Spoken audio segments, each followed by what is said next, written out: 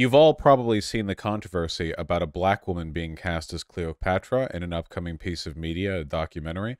And I just Googled it, and I found people complaining about it on the Greek Reporter, which is very funny to me. The idea of like, because Cleopatra was Greek. So the idea of like Greek people being really angry at them not getting represented when Greek people probably get disproportionately represented, compared to the size of their population more than like any other nationality in Western canon, just because of like Athens and Sparta and so on and so on. For real, how'd she end up in Egypt? Look, it's a whole imperialism thing. She was from a Greek dynasty, but she was born and ruled in Egypt. Yeah. No, I don't mean she literally came from ancient Greece and then like stepped over there. But yeah, it's an imperialism thing. It's complicated. It's a whole history bit. People are getting upsetty spaghetti over this. I kind of am too, but not because I'm Greek and I'm angry that we're not getting more Greek representation in media. I've talked about this before. You guys know about like the Hotep phenomena, where there's this like group of crazy black people who think like Abraham Lincoln was black, Karl Marx was black, Vladimir Lenin was black, Washington was black. Like they think everyone was black basically. And white society is covering it up. You know what I mean? I'm black. Yeah. I thought that was just a meme. Well, they're not a huge group of people, but they exist. Yeah, they mostly obsess over Egypt. If ever you see like a painting of a black person in like Egyptian uh garb, there's like a 98% chance the person posting it is making it's some conspiracy thing about how blacks conquered all the world, and then the whites came and Yakub and the whole nine yards. Yakub, the evil black scientist who was evil, so they made white people. That's how evil they were. You've seen him with the big brain, right? This is like classic Hotep mythology right here. This guy, I love this drawing so much. Only a guy with a brain like this would be evil enough to create white people. It's like Megamind, you know? Actually, remaking Megamind, except with this guy as Megamind, would be very, very... He gets like 4,000 years ago, he gets like adopted by black prisoners in black Egyptian prison, and they're showing him like pictures of black people say with like evil, and then white people saying like good or whatever. Or pasty people, because white people didn't exist yet because he hadn't invented them. I don't know. Um, is there a lore to this Hotep shit? I think there's like 17 lores. Look, the point that I'm laboriously getting at here is that there's like a cult of really dedicatedly pro-black people, and by pro-black I mean this in the loosest possible sense, right? I mean pro-black in the same way that like racist white people are pro-white. They're not actually like pro-white. They're just weird. They do this historical like canonization, this recasting, and the thing that frustrates me a little bit, and other people have brought this up. I'm not the first to bring this up, but one of the things that frustrates me is like there are actually a lot of really powerful and important black historical figures that we don't know anything about because they don't get talked about, right? Like, and as a consequence of that, when we look back at discourse on powerful black people throughout history, we get like conspiracy shit. And I feel like it kind of devalues the prominence and the importance of black people historically if um if we're always like debating over these like dubious historical claims rather than celebrating the extent to which they actually exist. I mean, how much do we even... Yeah, like okay, so Mansa Musa. Where did you guys first learn about Mansa Musa? Cuz I learned about him from like Civilization 4, I think. What about like Ethiopia resisting European colonization? I swear to God, I learned about that in college, I think. Like the Zulu, the Nubians, I feel like I never learned about any of this in even like the most basic history courses. Right? From Hearts of Iron 4. Okay, well, there you go. There you go, guys. From Hearts of Iron 4, of course. But that's kind of like weird, right? You know, it's a narrative thing as well because I don't know that much about like ancient Chinese history. I think in high school maybe like a couple of things would have been covered from like the Silk Road. But the difference with Chinese people is that nobody doubts the historical canon of Chinese people.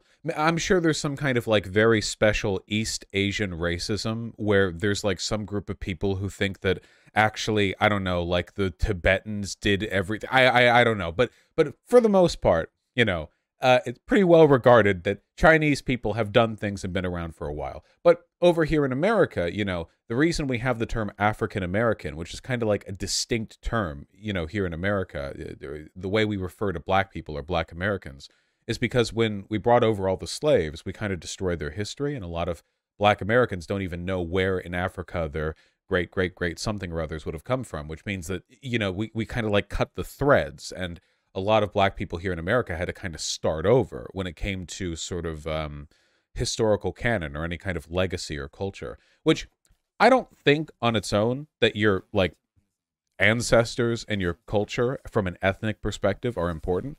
I think it's up to you as an individual to decide how much you want to let that, I don't know, kind of guide your decision making.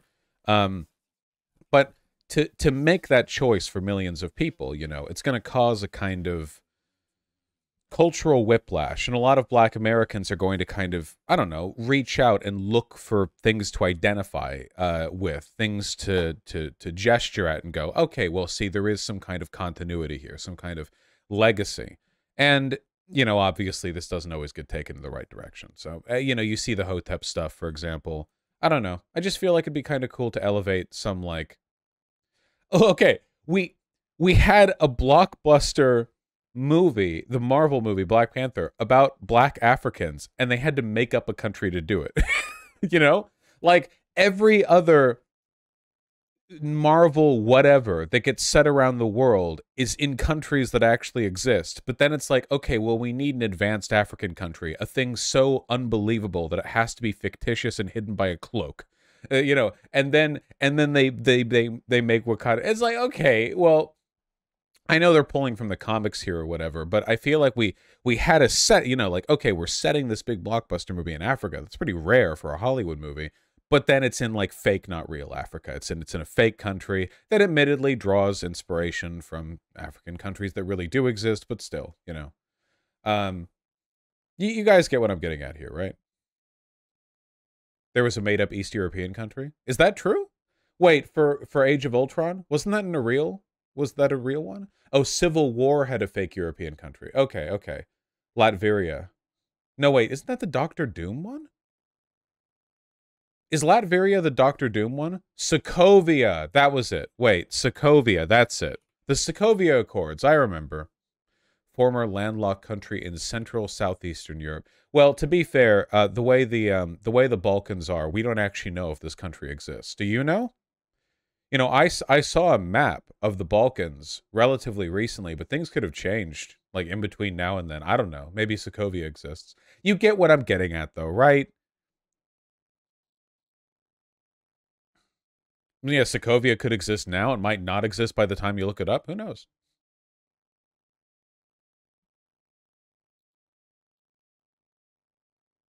Marvel Wiki says it's between Slovakia and Czechia. That's not Balkans. Uh-oh. Uh-oh, we're doing the between Slovakia and Czechia. That's not Balkans. We're doing the Zizek meme.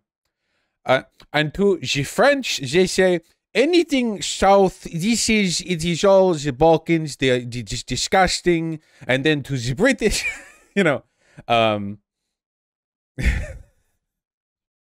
not bothered by Black Cleopatra. I'm not bothered by Black Cleopatra either. Bleopatra, as it's known to scholars.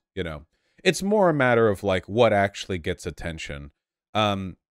We have all, okay, I'll put it this way, okay?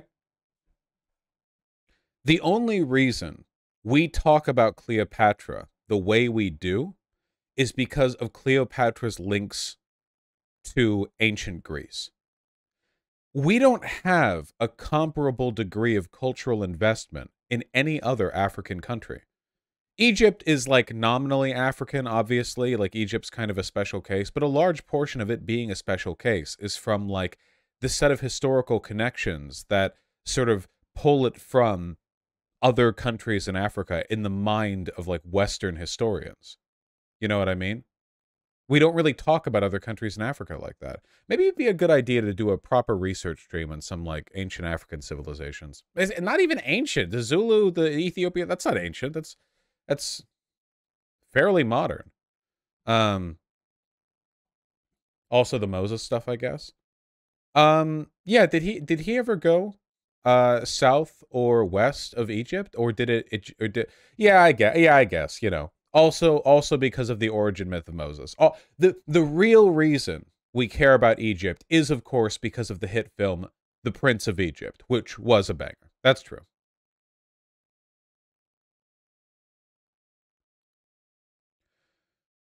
It's also because the geology of Vaush, Central Africa is difficult to do archaeology in. I get that, but like even then, Ethiopia, Zulu, Mansubuta, like there are examples. I don't know. Fun fact, the Moses thing is almost 100% made up because we have zero evidence to suggest large migrations or numerical slave labor involved in making the pyramids. I know there's a big historical debate about this. I don't want to touch on anything like that. I'm not a historical expert on ancient Egypt. I can't really say. Could Hatshepsut be considered blackwash? Why would you think I would know the answer to that? How would I don't fucking know. They look like they were made of stone.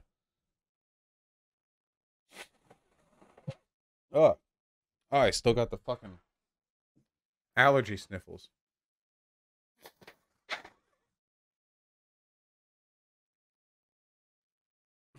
Yeah, this is just how they looked. She was in Age of Mythology. Yeah, and like I said, Age of Mythology was mid.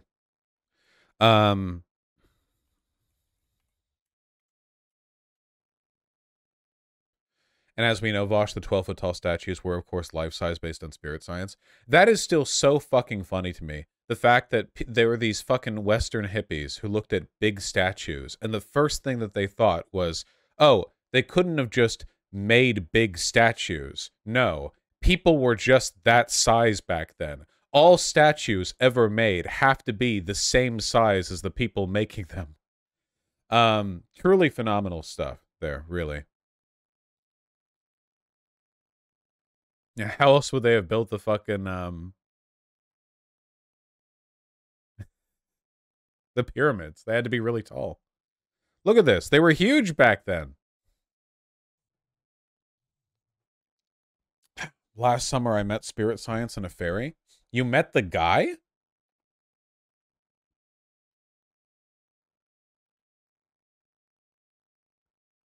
Yes, I did. Wow. Weird. What do you think about a white person playing a black person in a biography? Um, I mean, it depends on the biography. If you're talking about a contemporary historical figure, then that'd be pretty wild. If you were going back like a billion years or whatever, I mean, Jesus Christ has been portrayed as white for like 2,000 years when he definitely wasn't. So, I don't know. I mean, the further back you go, the more ambiguity there is when it comes to what skin tone people were anyway, especially if you go back to like the Middle East, where you have people who are literally Aryan, who are one step over from Africans. And it's like, you know, there's a lot of ambiguity there. We know Jesus Christ wasn't white, or he couldn't have been, you know, unless he was fucking albino. That's how you know, touched by God, born in, you know, the born born in the Middle East, you know, just the pastiest motherfucker they had ever seen. If crucifixion hadn't gotten him, the sunburn would have.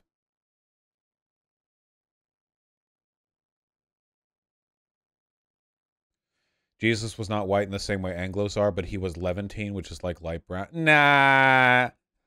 Wait, okay. What light brown is Levantine?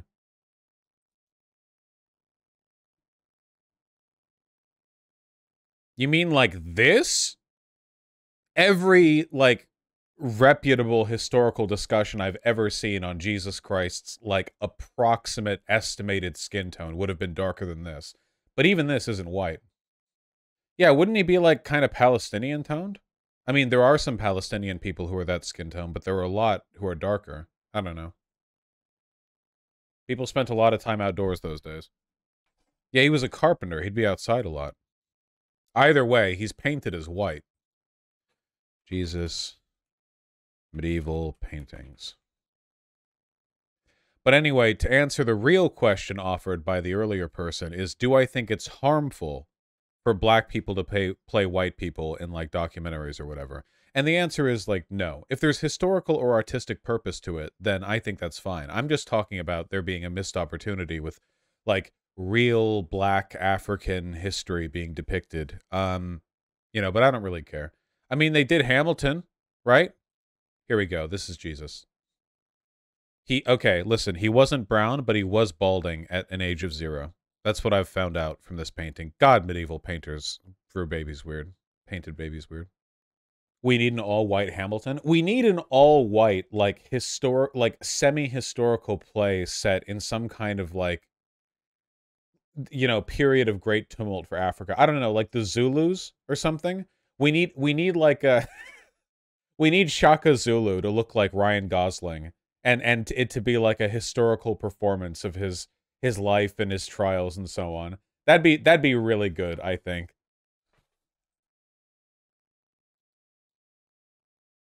The Bantu expansion all white. Yeah, that'd be good. I'm here for it.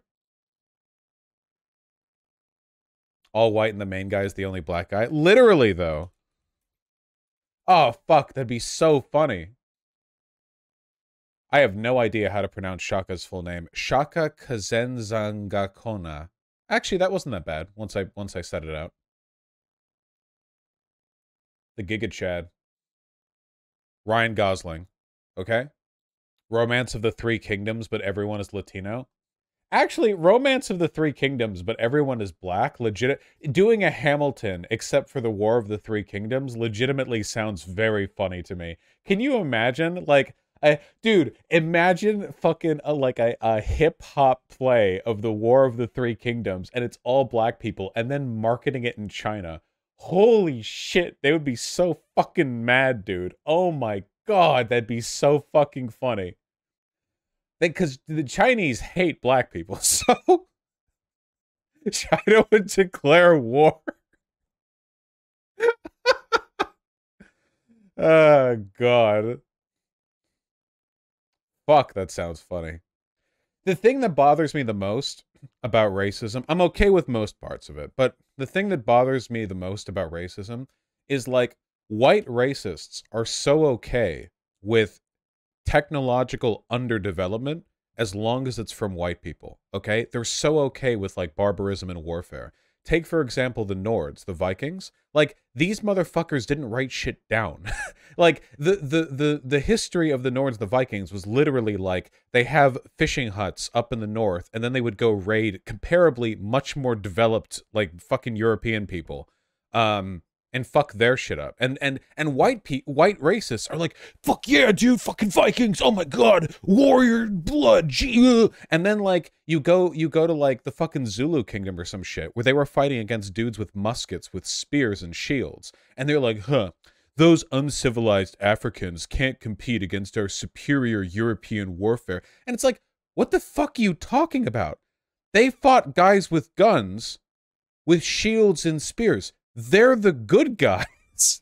What do you mean? Like, these poncy fucking Europeans with their little fucking toot sticks going down to South Africa against these Giga Chad muscular fucking Zulu warriors. And then all of a sudden, you know, you go with the Vikings, it's like, ah, dude, beard with an axe? Oh my god. And then you go down to the fucking Zulu, it's like, oh, well, they're inferior technology. But it's the same with the fucking Aztecs. The Aztecs were, if the Aztecs were white supremacists would never stop jerking off about them. Tenochtitlan, the city on the lake, was like the biggest city of its era, and it was cleaner than any European city of its time. And Aztec warriors would, like, wear the entire pelt of leopards, running around with gigantic obsidian axes that could cleave a horse's head in a single strike. But nope, because they're not white, that's barbarism. Whereas all the gay fucking conquistadors with their plate armor and their horses and their fucking rifles come over, and it's like, oh, we're civilizing them. Like, can you imagine these fucking white boys sweating in their plate armor as they make their way into fucking modern day Mexico? There's like a bunch of Aztec warriors that are doing like the boomer sippy dance or whatever, just absolutely styling on them, and meanwhile these pasty fucks are just like just trying to like build the ships they need to invade Tenochtitlan. Just like, and again, it's the total arbitrariety of it is what bothers me, you know. The conquistadors were 10 times as barbaric as the Aztecs. Oh God, you know, you'd like, the conquistadors civilized the Aztecs. No, they fucking didn't. The conquistadors killed so many people and then brought over like the most barbaric version of slavery.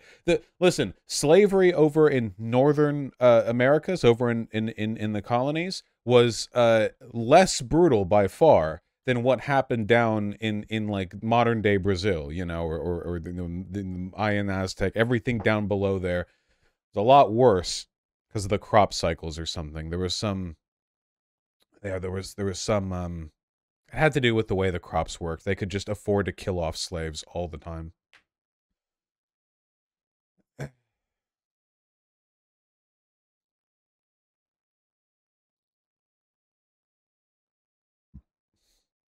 I mean, they killed a lot, but the Aztecs were still practicing human sacrifice. Everyone does human sacrifice. We even do it today. We do it today in America. Why do you think we have the death penalty?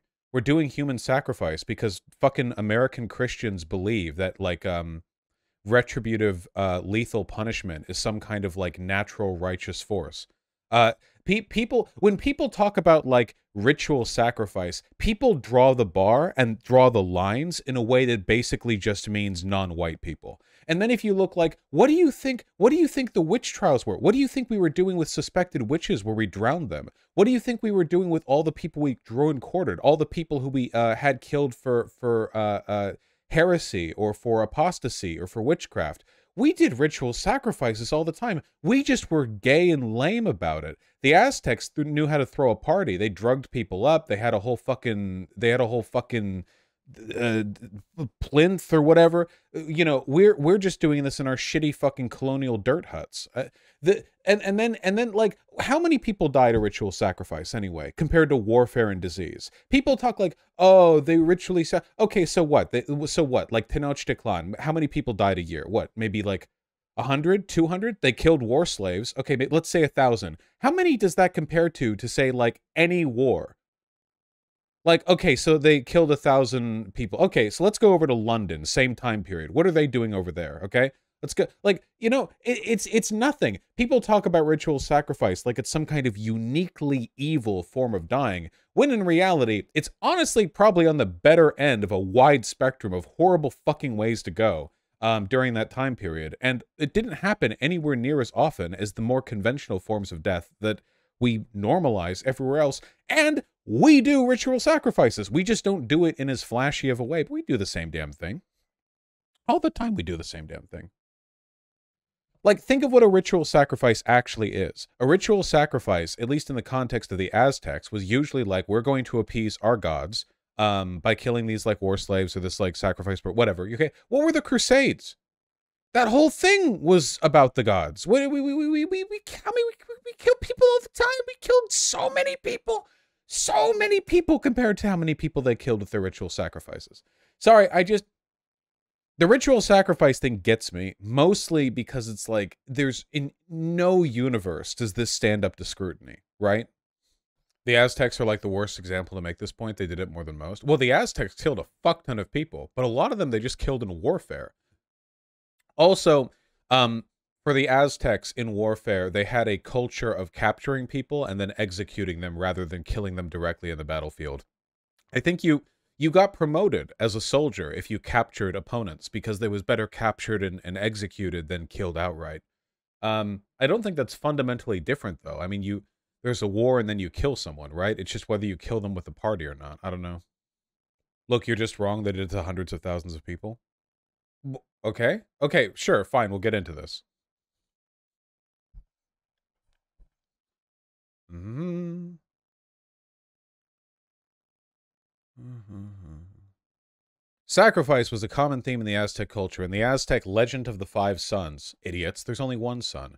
All the gods sacrificed themselves so mankind could live. Some years after the Spanish conquest of the Aztec Empire, a body of the Franciscans confronted the remaining Aztec priesthood and demanded under threat of death they desist from this traditional practice.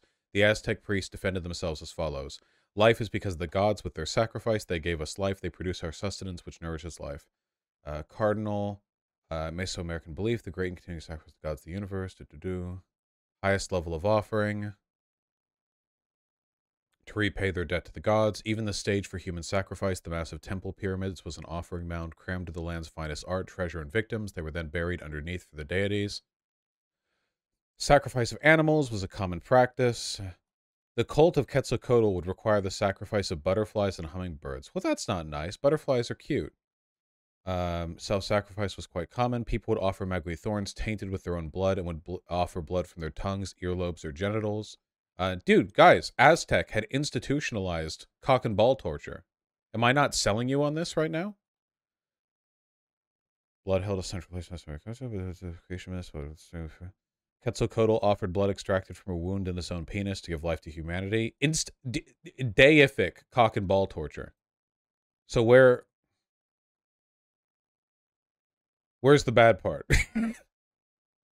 Wait, did I just accidentally open the preview image for the term diaphragm? Okay. Okay. Sorry, I know there's going to be a lot of... I didn't know if I turned off the thing here. We're looking for numbers sacrificed. The preview image looked more suspect than it actually was. Scope of human sacrifice is next. Oh my god! Hold on. Aztec sacrificed about 80,000 prisoners over the course of 4 days. God damn. The number is considered by Ross Hassig to be an exaggeration. Hassig states between 10,000 and 80,000 persons were sacrificed in ceremony.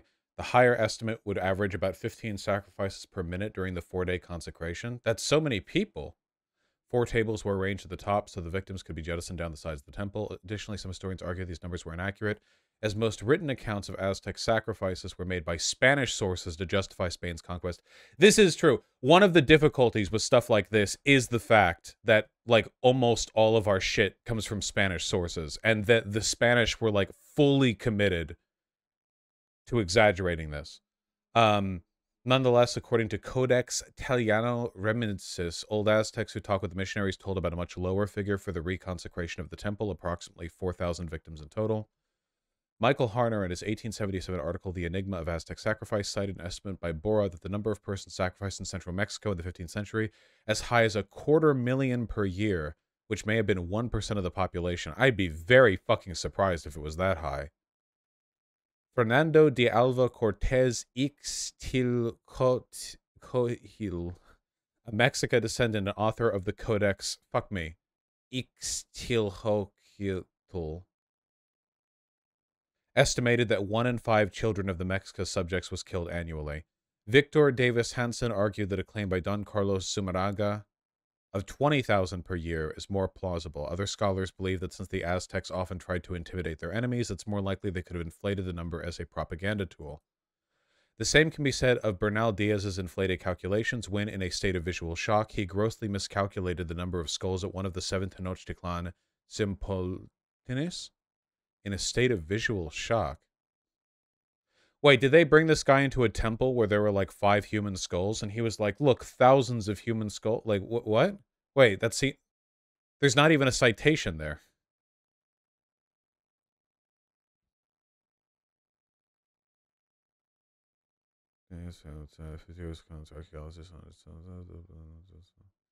Graham noticed the largest number of skulls yet found at a single temple was only about a dozen. As of 2020, only 603 skulls have ever been found associated with human sacrifice. Yeah, fuck, man. I don't want to get into the, like, historical revisionism shit or whatever, but, like, from all the reading that I've done, it does seem like the Spanish, like, I don't know. Like, if all the archaeological evidence we have is that they sacrificed, like, a few thousand people a year, and then it's like, well, all the Spanish said they killed billions every year. I don't know. I mean, I don't know. The only point that I'm trying to get at, and this is an important point, and I'm objectively right here, okay, is that our definition of ritual sacrifice is it is an emotionally loaded term that has been constructed to make indigenous people come across as more barbaric than they are.